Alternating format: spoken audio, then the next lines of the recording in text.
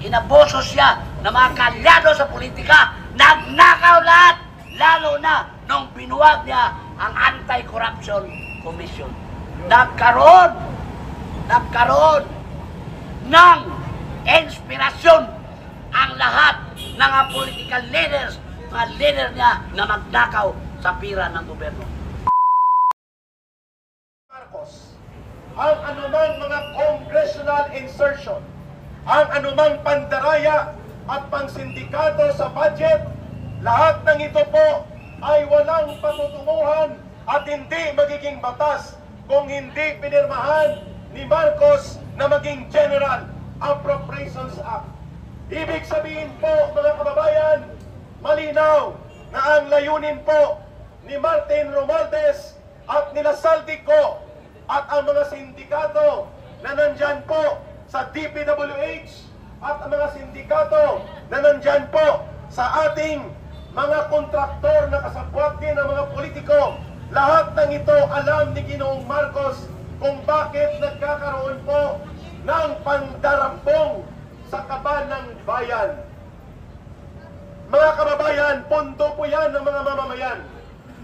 Ang ating mga pulis, ang mga sundalo, halos hindi po makaagapay ang kanilang sweldo para lamang mabuhay ang kanilang pamilya.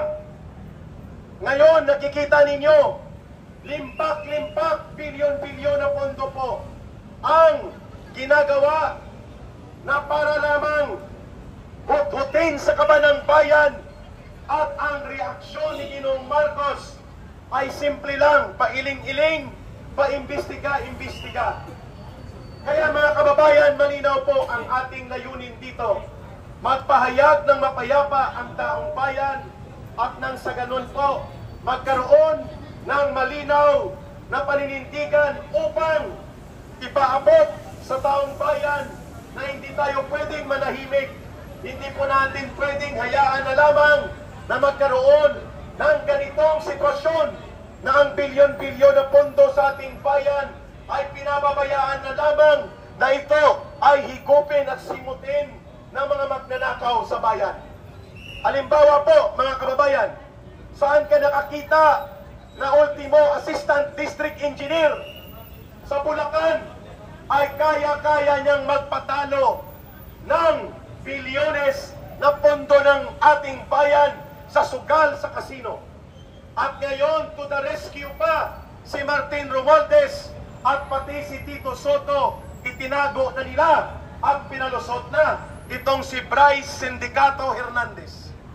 Ito po ay na-cite in contempt at dapat na sa custody ng Senado. Malinaw po ang pakikipagsabwatan kung bakit nila tinanggal si Senate President Escudero at ang mga majority ng mga senador na naka-align sa Duterte line of political alliance. Bakit? Sapagkat gusto kontrolin ni Marcos at nila Romualdez ang Senado para ito ay hindi maging instrumento sa pagbubunyag ng mga mamamayan laban dito sa nagaganap na kasindikatuhan ng pandarambong. Alam niyo po ba na si Sandro Marcos, ang anak ni Marcos, ay nandun mismo sa Senado sa panahon na nagkakaroon ng gapangan at maniobra upang patanggalin si Escudero? Walang hiya ang ganitong uri ng kanilang ginagawa. Pinalbalasubas nila at todo-todo nila pastangan ang mga taong bayan, samantalang makikita natin ang pag-iikahus ng bawat mamamayang Pilipino, samantalang si Marcos at ang kanyang pamilya ni isang dangkal ng kanilang talampakan hindi nakakaranas ng baha. Samantalang lunod na lunod sa pagbabaha ang mga mamamayang Pilipino, milyon-milyon sa ating kababayan ang nag-iikahos, gutom, kawalan ng trabaho, kahirapan at patuloy na mga paghihirap at mga kabulukan ng ating lipunan ang dinaranas ng ating mga kababayan. Ito po ang panawagan natin, mga kababayan. At sa araw na ito, bago po tayo matapos sa unang hakbang na ito ng pagpupukaw natin na palayasin na sa puder si Marcos at si Romualdez at dapat po mangibabaw ang katarungan sa mga mamamayan, magsasalita muli po si Undersecretary Ben Ranque. Sa Indonesia ko, pumunta ako sa Indonesia, sa Jakarta, ay nang sumakay ako sa isang taxi, sinabihan ako ng pulis na nakip daw ang gobernador at nandyan sa Department of Anti-Corruption Building. Ordinaryong pulis, dinakip ang gobernador at kinulong dinala sa Anti-Corruption Department. Sa atin, nandyan ang mga buhaya sa Malacanang, nandyan ang mga kawatan, magnanakaw sa Kongreso at Senado, walang pulis na dadakip sa kanila. Di ba? Anong klaseng batas meron tayo? Rule of law. Rule of law daw. Pero mismong sumersira sa rule of law ay ang ating gobernong bitbit ni Bongbong Marcos at Martin Romualdez.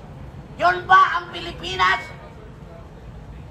Taasan naman natin ang ating level, the awareness ng korupsyon.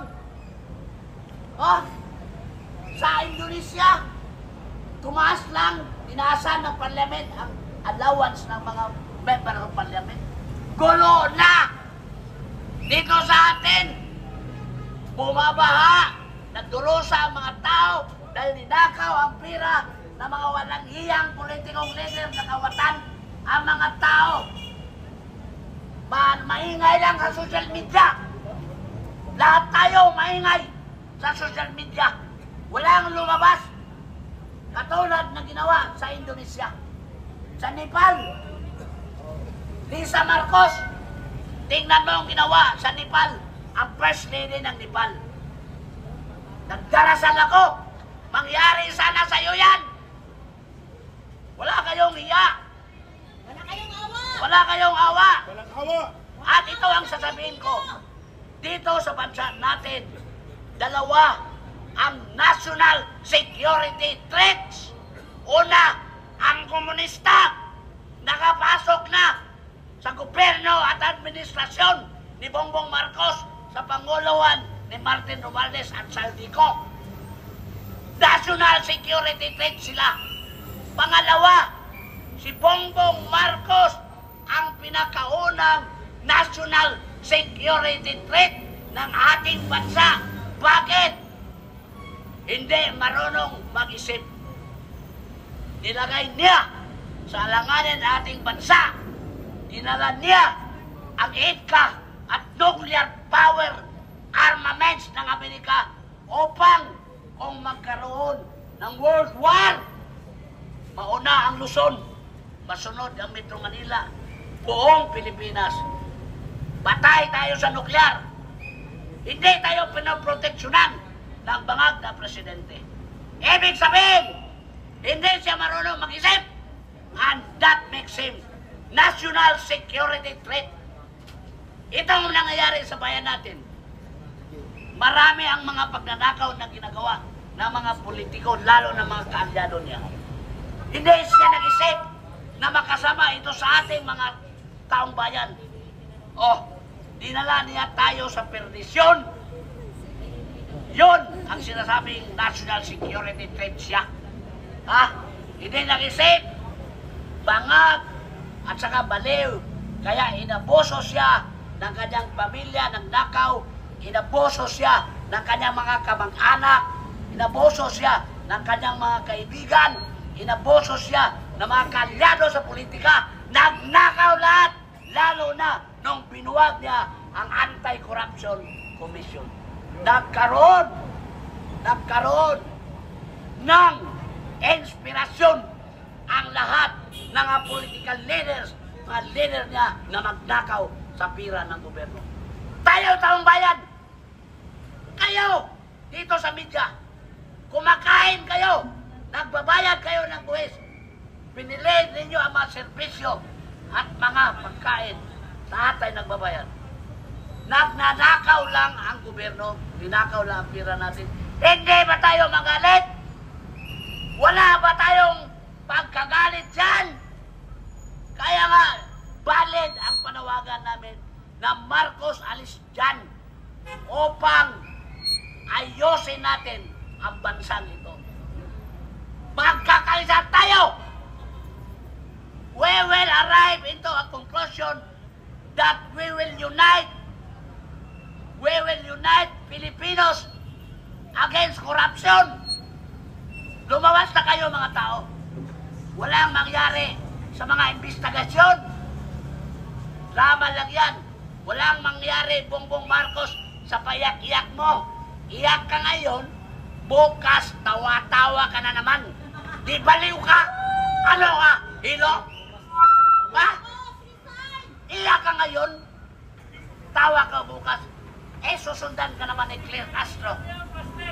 Si Claire Castro, baliw din. Diba? Kung ano lang ang sabihin ni Bongbong, sunod-sunod, parang walang utak. Diba? Wala. Kaya nga, magising na tayo. Ako, believe ako ni Congressman Barsaga. Siya lang ang may bayag. Diyan sa Kongreso. Ha? Bata pa. Ha? Alam na niya kung anong mali, anong tama. Yan ang susundin ninyo, mga taga-Kongreso. Si Barsaga, Congressman Barsaga. Saludo ako sa inyo. Ay, salot, Congressman. Sana dumami ang tribo mo dyan sa Kongreso. Sa ngayon, panawagan natin dahil hindi na ito malunasan ang problemang hinaharap ni Bongbong Marcos, dapat na siyang palisin. Marcos, alis dyan! Marcos, alis dyan! Marcos, alis dyan! Pakinggan po natin, before po sa inyo,